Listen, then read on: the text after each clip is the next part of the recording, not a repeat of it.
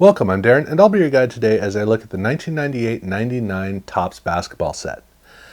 This was the third year that Topps was doing their Topps Chrome parallel of the main set, and over in basketball, it was literally a recreation of the regular set, all 220 cards. Only there could be a little bit of a variation. It gets kind of interesting. But when Topps created their 96 set and their 97 set, they made sure to have white borders, which translate perfectly over to the chrome parallel because that allows the silver chrome or the silver mirror of the outer border. But by 1998, they were getting a little bit more relaxed, and I guess they wanted to get the cobwebs out, and so they made a different border for the 98 card where they use a bronze border, and they have kind of like light shine effects on the, well, I shouldn't say effects, but there's a fade in and out from the bronze to white on the card that gives kind of a bronze plaque-esque idea for the card. So this allowed the card to have a richer quality to it that was more in line with Topps cards from the 1980s than Topps cards in the 1990s. Now, the card does have one really interesting feature on it, which is that they have a clear spot up in the corner for a logo. And those logos, as small as they are a big part of how the card reads. It's kind of like it's presented.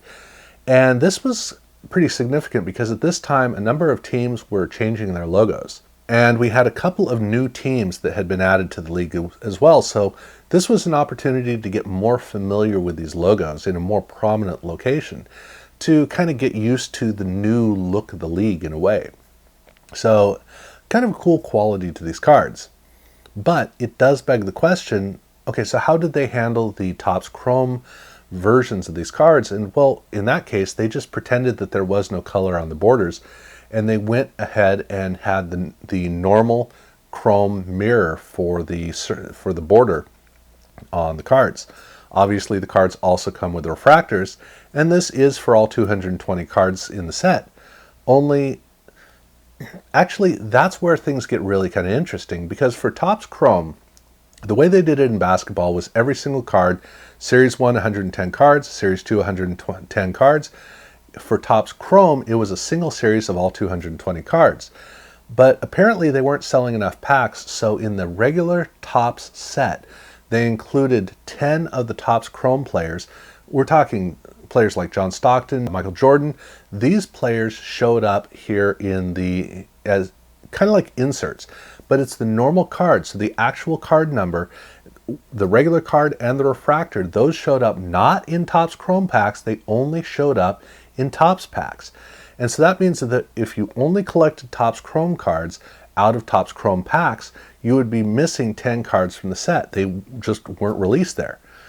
Actually, not even 10 cards, there are 15, because some of the players like Kevin Johnson also were not recreated in Topps Chrome, but they also did not have any other release. So, for any collector who collected Topps Chrome out of only Topps Chrome packs, there are 15 cards missing from the set. So instead of having a 220 card set, you had 205 cards, but the holes are speckled all throughout the set. Now, if you collected both releases, then you could fill in 10 of those gaps, but 5 of the gaps remained. But that doesn't mean that Topps Chrome cards only had 205 cards, different cards to collect, because they also added 15 cards at the end of the set for players who had transitioned to other teams. Now, this doesn't replace cards in the set like we saw with NBA Hoops in '89 and 1990. Instead, Chris Webber's main card in Topps Chrome is still a Wizards card, but he also has an additional card in the last cards, number 221 through 235. He has one there for the Kings. So there are additional cards on top of it, which means that in Topps Chrome packs, there's still a 220 card set to collect. It's just that 15 of the cards are stacked on at the end, and then that basically replaces the holes in the set. But if you do go ahead and collect the Topps Chrome cards from across the board, what you have are 230 cards in the set, numbered 1 through 235, and there's still 5 holes that just never get replaced in Topps Chrome. That's a lot. I'm sorry, but it wasn't my idea. It was Topps' idea, and They didn't do this a whole lot, so that's a big benefit. But one question that may be posed is, in 1997, the checklists were not replaced, but they were altered so there was an image on the front. Well, in 1998, they just did the checklist the same way. They just reprinted them straight across the table.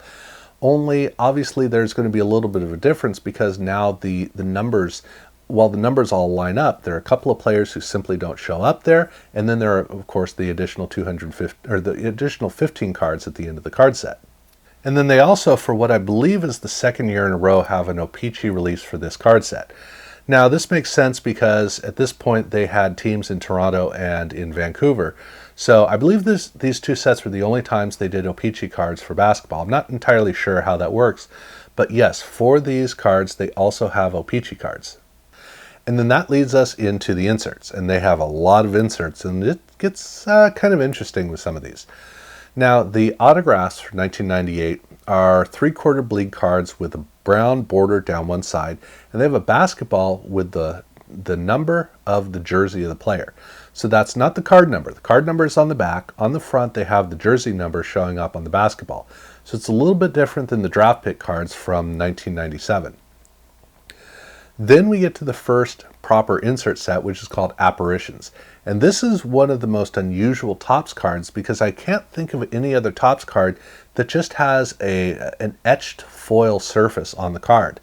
There's not really much that is going on with it. It just kind of glows a little bit, so they don't really play around with it too much. But it is a very unique card for Topps. But as you can see, they also have a parallel that was released in Topps Chrome.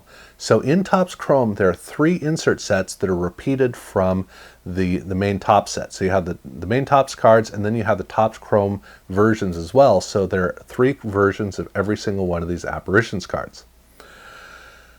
Then we move on to the Classic Collection. And this is a card that is a very simple, straightforward card that looks at legendary players from the NBA past. Mostly the 50s, 60s, and 70s, a bit into the 1980s. Almost all of these players are either from the Celtics or the Lakers. They do also have Oscar Robertson and Dr. J, so they are the exceptions to that rule, but this is a card set where there had been very few cards that looked at legendary players in the NBA. So it's an unusual card in that regard, but straightforward card. And then we have a card called Coast to Coast. Now this again is a card set that was also released in Topps Chrome, but you'll notice something very distinct about it, which is the fact that the main card is, oh man, this is an insane card. Now it's just a chrome surface and it doesn't have any etching in it. Instead, that spectral effect is kind of embedded into the card. It's kind of like an upper deck hologram without the hologram aspect. It's just this effect in the card that is really impressive and really bold. And it really truly does make this whole card look, well, basically it overpowers the Topps Chrome Parallel, for sure. And the Topps Chrome Parallel looks really good. Then they have Cornerstones, and Cornerstones done the exact same way. In this case, they have a basketball in the background. The text on the side is almost impossible to read, but that is fine because you can read it on the card back if you want to know what in the world the text is supposed to say. And as you can see, this is a card that was only released in Topps proper. They do not have a Topps Chrome Parallel for this card set, so it's just these cards, these pretty blocky cards in this set. Then we have the draft pick cards.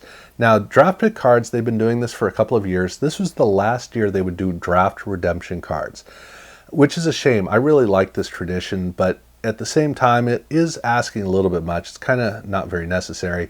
In this case, they have just a chrome mirror surface for the card. Nothing special about it, except, I got a note, this card is maddening if you're trying to figure out centering on the card. I mean, to me, these cards always look off-cut. They don't come through in a way that reads well, and it really has always bothered me the way that they look, because I feel like there's something wrong with the card. It's, they were trying a little bit too hard. Then they have one of the first of 2 card sets that looks like it goes with Topps Chrome, but it doesn't. East and West is a Topps release. So these cards should be thought of as being like finest cards. Each card has two fronts. On the main front, they have a player from the east, and then on the back front, they have a player from the west. Refractor cards of each one of these cards, they do not have protectors on them. So this is the way that all these cards come straight out of the pack. And again, these come out of Topps, not out of Topps Chrome.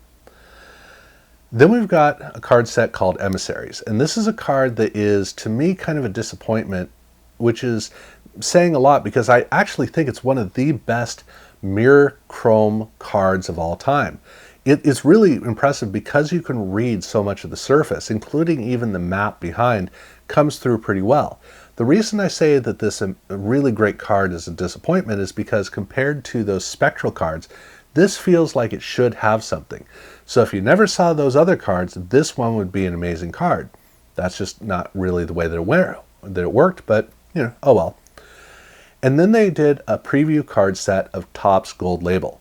Now, unlike the Topps Chrome cards, which were done as preview cards, in this case, this is a standalone set. So these are cards that are different from the cards that were released in Topps Gold Label. There are 3 versions of each one of these cards, so they do have the parallels in the set, but it is a standalone promo set. Very distinct. Then they have another one of these spectral cards with Kickstart. And this is a card that is, so all the time that I was working on this video, I was working on the images, I was trying to figure out what the background is. And there's a basketball at the bottom. I think it's an underhanded pass, but it's really maddening because I just can't figure it out. It looks amazing, no complaints, but I wish I could tell you exactly what the background is. Not quite sure. Legacies, however, this is a card that is more clear, which I think it's a trophy, but still the patterns on this card are very distinct and very clear. So these cards read a lot more naturally. But again, neither of these cards have parallels. And then that leads us to Round Ball Royalty. Now here is the other set that it was released in Topps that is done like Topps Finest. And this is actually done by like Topps Finest. These cards do have the protector on the surface. Obviously they have the refractors as well. So basically this is what you would look at and see as the regular Finest type card. And then the East-West cards are more like the no refractor, or the no protector cards in the Topps Finest release for 1998. And then that leads us into Season's Best. Now Season's Best, they've been doing this for a couple of years. For the 1998 model, the effect they used was the raindrop effect that is pouring down the surface of the card.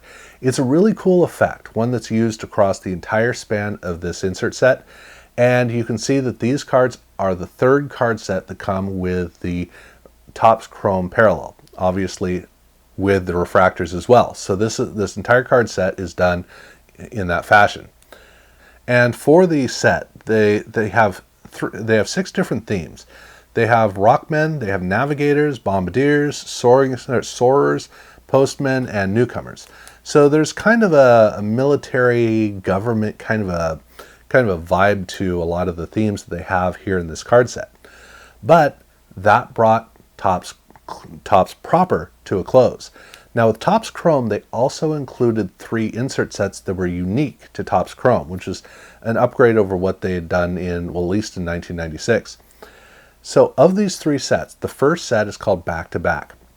This is a card that is really nice. It's a full bleed card that fades into kind of a white base at the bottom. Really nice text for back to back. Interesting idea having the words flipped around like they do, which makes perfect sense. These cards, however, do not come with a refractor parallel. And the cards refer to players who have had either they've gone to championship 2 years in a row, or they've been defensive player of the year 2 years in a row, something like that. Then they have Championship Spirit, and Championship Spirit is another small set. Again, no refractor parallel for these cards. This looks at a small number of players who have won a championship either in the NBA or they won a championship in college. So they are champions in one fashion or another. That's the idea for the set. And then the last insert set is called Instant Impact. And this is a card that this one does have a refractor parallel. And this is a card that really brings out the full potential that Finest had. There aren't a lot of cards that have done this, where they've thought in terms of making this read in the proper way. This is a card set that certainly has. And that brings 1998-99 Topps and Topps Chrome to a close. A lot goes into this discussion, especially with the main card set, because they asked a lot. But the card set is a lot of fun. This has a little bit more weight than they'd been doing in the previous years, and that would kind of continue on into the 1999 set, which I'm going to be looking at in a separate video. But if you haven't seen any of the previous videos on Topps, I've already done everything up to this point for Topps basketball. So you can definitely check that out. If you haven't subscribed to my channel, I do urge you to do so. And thank you very much for watching.